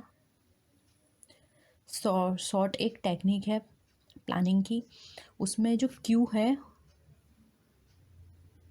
क्यू नहीं सॉरी ओ, ठीक है, ओ कर लेना, ये गलत टाइप हो गया है। ओ होगा क्योंकि शॉर्ट में क्यू तो होता ही नहीं है, ओ है ये। ओ क्या बताता है? ऑर्गेनाइजेशन को, अपॉर्चुनिटी को, ओनर को या फिर कम्युनिकेशन को। देखिए शॉर्ट जो है ओ आपने पढ़ा होगा कई बार, ये बताता है हमें अपॉर्चुनिटी को। एस से नोट कर लीजिए। एस होता है हमारा स्ट्रेंथ, डब्ल्यू होता है वीकनेस, ओ होता है हमारा अपॉर्चुनिटी एंड टी होता है हमारा थ्रेट, ठीक है। Who proposed the separation of planning from work. Work से प्लानिंग को सेपरेट किसने कहा? पीटर एफ ड्रकर ने, FW टेलर ने, हेनरी फ्यूल ने या फिर ओलिवर शेल्डन ने।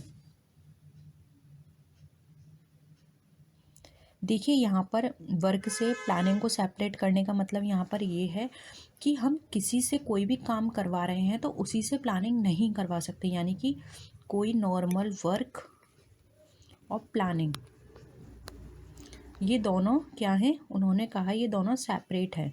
अगर फॉर एग्जांपल कोई एम्प्लॉय है, ठीक है, वो फाइनेंस का काम कर रहा है, आपने उसको प्लानिंग भी दे दी, तो उन्होंने कहा कि ऐसा नहीं हो सकता, काम से प्लानिंग को अलग रखो। यानी कि कोई भी काम है, फाइनेंस का काम उसका एक्सपर्ट ही कर रहा है, लेकिन प्लानिंग के लिए अगेन कोई और पर्सन होना चाहिए जो पर्टिकुलर प्लानिंग के ऊपर काम करे, ठीक है।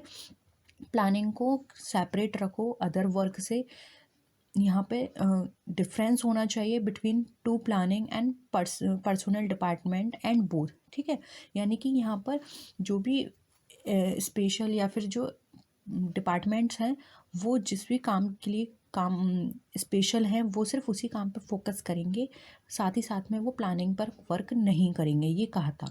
अब बात करें ये कॉन्सेप्ट किसने दिया था, तो ये कॉन्सेप्ट दिया था फ्रेडरिक विंसलो टेलर, यानी कि FW टेलर ने। ऑप्शन 2 यहाँ पे हमारा करेक्ट आंसर हो जाएगा। नेक्स्ट क्वेश्चन देखिए, which of the following determines what to do. Policies, strategies, working method and procedures and objectives. बताइए।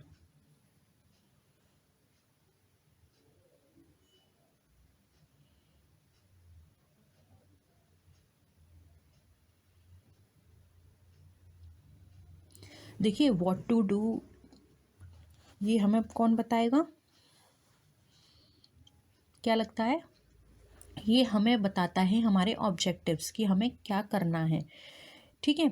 और ये हम डिटरमाइन कर सकते हैं only on the basis of objectives. अब ये जो ऑब्जेक्टिव्स होते हैं इनको माइंड में रख के हम इनको अचीव कर सकते हैं। Policies then procedures are prepared and if any problem arise in relation to it then a strategy is prepare to deal with it, ठीक है। तो क्या करेंगे? ऑब्जेक्टिव्स हमें बताएंगे व्हाट टू डू, यानी हमें क्या करना है। नेक्स्ट है प्लानिंग इंक्लूड्स। प्लानिंग में क्या क्या चीज़ें इंक्लूड होती हैं? ऑब्जेक्टिव्स, पॉलिसीज, स्ट्रैटेजीज या फिर ऑल ऑफ द अबव। बताइए प्लानिंग के अंदर क्या चीज़ इंक्लूड की गई हैं?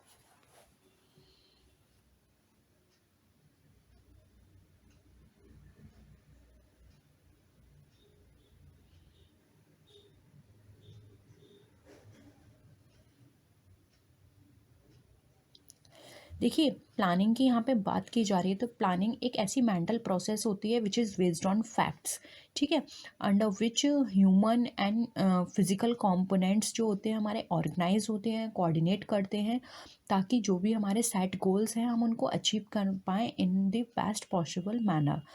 तो यहाँ पर अगर हम बात करें प्लानिंग की, तो प्लानिंग के अंदर पॉलिसीज़ भी आएंगी, ऑब्जेक्टिव्स भी आएंगे एंड हमारी स्ट्रेटजीज भी आएंगी। इसलिए हम कह सकते हैं they are also called the elements और कंपोनेंट्स ऑफ प्लानिंग, ठीक है। तो ऑप्शन 4 हमारा all of the above right answer हो जाएगा। नेक्स्ट क्वेश्चन देखिए, the method forward and backward is related to planning technique, assembly technique, control technique या फिर फोरकास्टिंग टेक्निक, बताइए।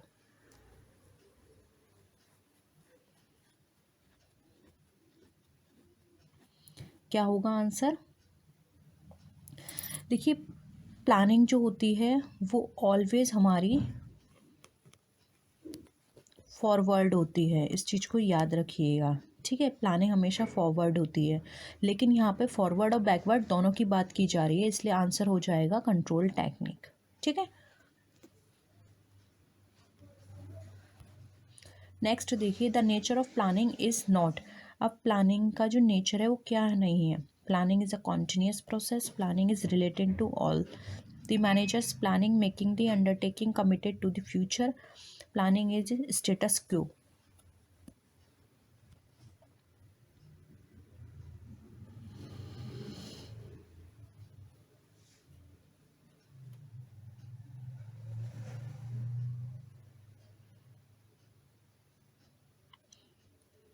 देखिए यहाँ पर नेचर की बात की जा रही है, कौन सा नहीं है, तो प्लानिंग कॉन्टिन्यूस प्रोसेस है, ये तो सही है।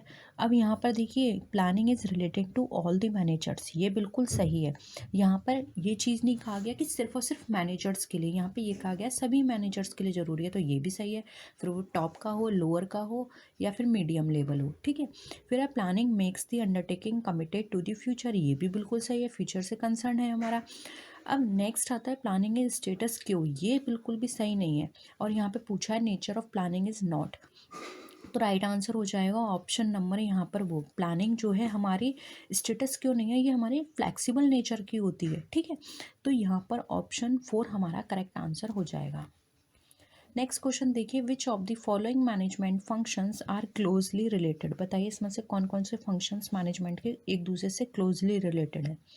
Planning and organising, staffing and control, planning and control and planning and, ये एक मिनट, प्लानिंग एंड स्टाफिंग कर लीजिए इसको, ठीक है। प्लानिंग एंड स्टाफिंग, बताइए कौन सा आपको लगता है कि मैनेजमेंट का फंक्शन क्लोजली रिलेटेड है। क्या होगा आंसर? देखिए राइट आंसर यहाँ पर हो जाएगा option number 3, planning and control. अब ये आपस में क्लोजली रिलेटेड कैसे हैं ये समझिए।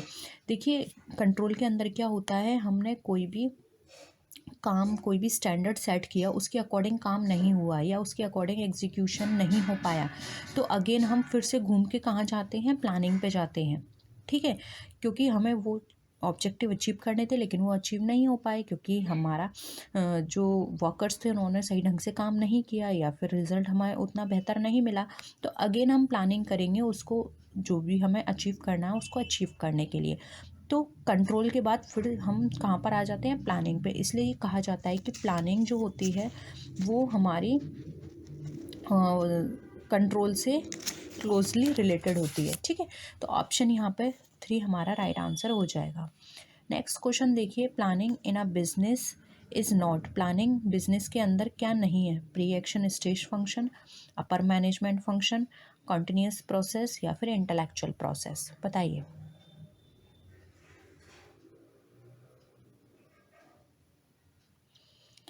ये भी देखिए सिंपल है, ये बिल्कुल सही है, प्री एक्शन है क्योंकि ये फॉरवर्ड लुकिंग होती है, हम पहले से ही एक्शन लेके चलते हैं, ठीक है। कॉन्टिन्यूस प्रोसेस अभी हमने पढ़ा, इंटेलेक्चुअल प्रोसेस भी है क्योंकि इसमें आप माइंड से सारी चीज़ें कर रहे हो, तो इंटेलेक्चुअल प्रोसेस भी हो गई।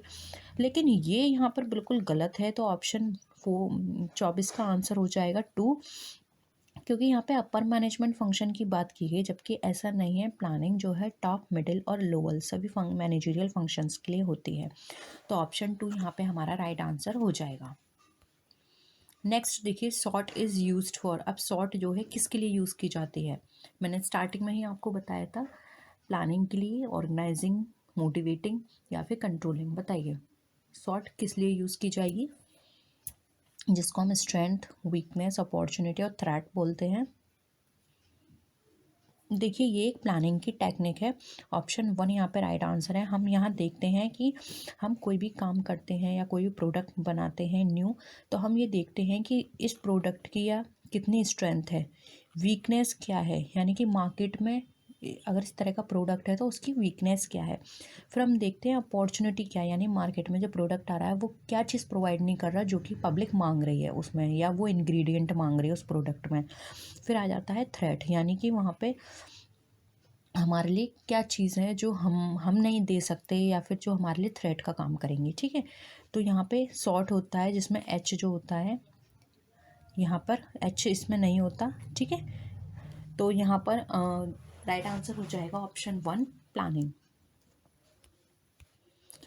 नेक्स्ट है, deciding in advance what is to be done in future is called management, coordination, planning या कंट्रोल।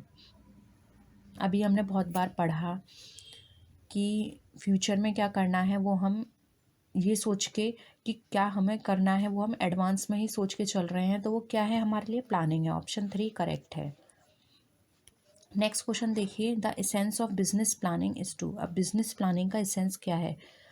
पहले हमने सिर्फ प्लानिंग के एसेंस की बात की थी, यहाँ बात की जा रही है बिजनेस प्लानिंग की एसेंस की। तो assess the market opportunity to be exploited, appraise the threats and risk, anticipate losses and profits, या फिर नन ऑफ दीज।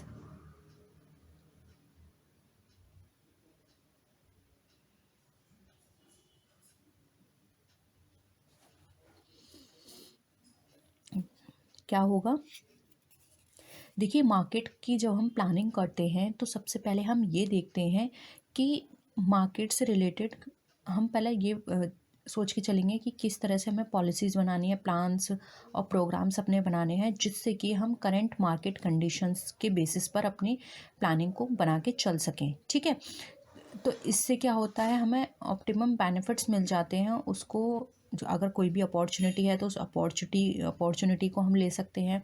कोई थ्रेट है तो हम उसको कैसे दूर करें, वीकनेस क्या है हमारी, ये सारी चीज़ों पे हम फिर काम कर सकते हैं। तो यहाँ पे एसेंस की बात की जाए तो बिजनेस प्लानिंग का यही एसेंस होता है कि सबसे पहले जो मार्केट में अपॉर्चुनिटीज़ हैं जो कि एक्सप्लॉइट हो रही हैं उनको हम असेस कर लें। तो ऑप्शन 1 यहाँ पे हमारा राइट आंसर हो जाएगा। नेक्स्ट क्वेश्चन देखिए, operational planning is done for और बाय। बताइए ऑपरेशन प्लानिंग किसके द्वारा या किसके लिए की जाती है? टॉप लेवल मैनेजर्स के लिए, लॉन्ग पीरियड के लिए, लोअर लेवल मैनेजर्स के द्वारा, या फिर कंसर्न विद बजटिंग। क्या होगा आंसर? देखिए ऑपरेशनल प्लानिंग की यहाँ पे बात की गई थी, तो ऑपरेशन प्लानिंग जो होती है, ऑपरेशन किसके अंडर में किया जाता है? लोअर लेवल के द्वारा किया जाता है, इसलिए ऑपरेशनल प्लानिंग भी उन्हीं के द्वारा की जाएगी। तो ऑप्शन 3 यहाँ पे हमारा राइट आंसर हो जाएगा। नेक्स्ट क्वेश्चन देखिए, अब यहाँ पर आपको एक सीक्वेंस बताना है, sequence of event, execution, planning and control, planning, control and execution, control, planning and execution, and planning, execution and control. बताइए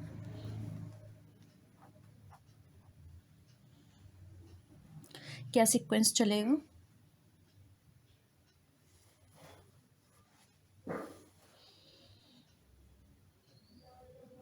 देखिए कोई भी इवेंट जब हम करते हैं तो सबसे पहले हम क्या करते हैं? प्लानिंग करके चलते हैं।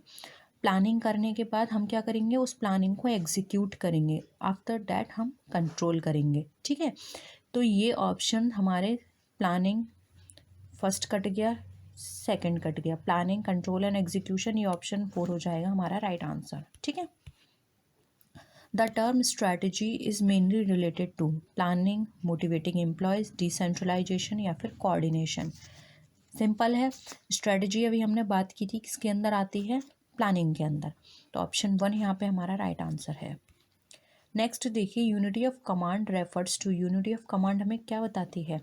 Centralisation of authority at the top level, a single subordinate should accept order and report to a single boss, usually command given by the commander in chief to the army to the subordinate, one who has a very good command to take up any leadership role। बताइए।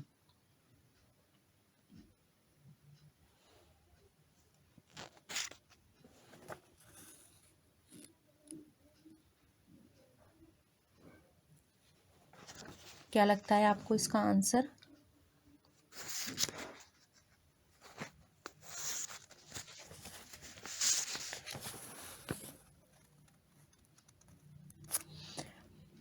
देखिए यहाँ पर इसका right answer होगा option 1, a single subordinate should accept order and report to a single boss only. जो हमने बात की थी ना कि सिर्फ वन लाइन ऑफिसर से ही वो एक्सेप्ट करेंगे ऑर्डर, वो यहाँ पे हमारा राइट आंसर है। नेक्स्ट क्वेश्चन देखिए, role ambiguity is primarily an outcome of poor planning, staffing, organising या फिर कंट्रोलिंग। देखिए इसके अंदर मैं अभी हम आपने देखा, अभी मैंने कहा था कि हम प्लानिंग से भी ले रहे हैं, लेकिन मैंने इसमें स्टाफिंग के भी क्वेश्चंस ऐड किए हैं। तो देखिए अब हम स्टाफिंग से रिलेटेड क्वेश्चंस कर रहे हैं, क्योंकि स्टाफिंग में ज़्यादा क्वेश्चंस नहीं है, इसलिए उसके क्वेश्चंस मैंने इसी में ही मर्ज कर दिए हैं। ठीक है, तो रोल एम्बिग्विटी किस में आती है? स्टाफिंग में। अगर आप ठीक से स्टाफिंग नहीं करोगे तो क्या होगा, एक पोस्ट पे एक से ज़्यादा लोग अपॉइंट हो जाएंगे। ठीक है, रिक्रूटमेंट अगर सही से नहीं होगा तो यहाँ पर ऑप्शन 2 राइट आंसर है। नेक्स्ट क्वेश्चन देखिए, general rules and regulations for the performance of office work are specified in. जो भी ऑफिस वर्क से रिलेटेड परफॉर्मेंस के लिए रूल्स एंड रेगुलेशंस बनाए जाते हैं वो किस में मेंशन करते हैं? Organisational manual, office manual, organisation chart या फिर मैनेजमेंट गाइडलाइंस।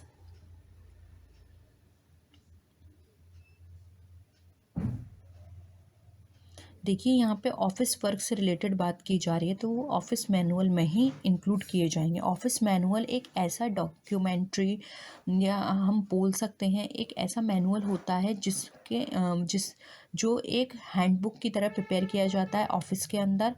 अब इसके अंदर डिफरेंट एम्प्लॉयज़ के लिए गाइडलाइंस होती हैं, जिसके साथ ही साथ इसमें बहुत सारी पॉलिसीज़, रूल्स, सिस्टम्स, उनके राइट्स क्या होंगे, ऑब्लिगेशंस क्या होंगे, ये क्लियरली स्टेटेड होती हैं। ठीक है, और अगर हम बात करें इन्फॉर्मेशन और इंस्ट्रक्शंस की, तो वो भी इसमें ऑथोरिटी के द्वारा डिस्क्रिप्शन में लिखी होती हैं सारी चीज़ें। ये जो मैनुअल प्रिपेयर किया जाता है ये एक सेपरेट पेज बुकलेट होती है अगर हम बात करें तो, जिसमें यहाँ पे क्या चीज़ ऐड की जाएगी, क्या चीज़ रिमूव की जाएगी, ज़रूरत पड़ने पे ये सारी इन्फॉर्मेशन लिखी होती है। ठीक है, नेक्स्ट क्वेश्चन देखिए, span of supervision refers to. Span of supervision refers to का क्या मतलब है? नंबर ऑफ सबऑर्डिनेट से, extent of supervision, quality of supervision या फिर नेचर ऑफ सुपरविजन से।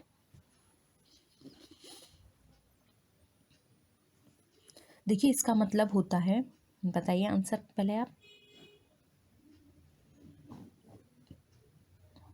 इसका मतलब होता है नंबर ऑफ सबऑर्डिनेट्स, यानी स्पैन ऑफ सुपरविजन में एक पर्टिकुलर नंबर ऑफ सबऑर्डिनेट्स होंगे, अगर ये 5 to 6 होते हैं। ठीक है, इसमें क्या होता है, अगर कम लोग होंगे, जिन कम लोगों को आपको सुपरवाइज करना होगा, तो आप ऑप्टिमम यूटिलाइज कर पाओगे, आप सब पे फोकस कर पाओगे, आप सबको अच्छे से डायरेक्ट कर पाओगे, सुपरवाइज कर पाओगे। ठीक है, उनको कोई प्रॉब्लम होगी तो वो आपसे पूछ सकते हैं। अगर आपके पास लोग ज़्यादा होंगे तो आप उनको अच्छे से सुपरवाइज ही नहीं कर पाओगे, क्योंकि इतने सारे लोग हैं, सबको सुपरवाइज करना मुश्किल है।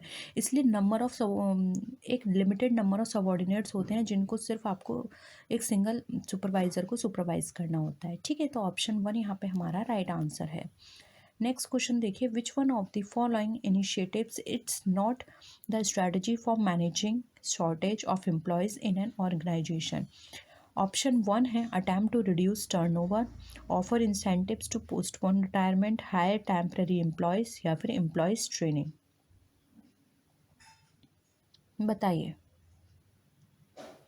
बताइए इसमें से कौन सा इनिशिएटिव हमारा नहीं है, जो कि हमारी जो भी स्ट्रेटजीज होंगे उनसे हम एम्प्लॉयज़ की शॉर्टेज को मैनेज नहीं कर पाएंगे।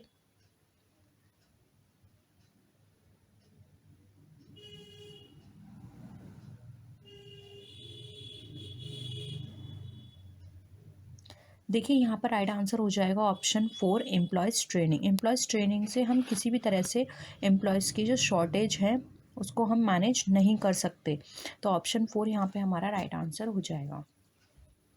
तो यही थे आज के क्वेश्चंस। होप आपको सारे क्वेश्चंस क्लियर हुए होंगे। किसी भी तरह का डाउट है तो प्लीज़ कमेंट सेक्शन में ज़रूर बताइएगा।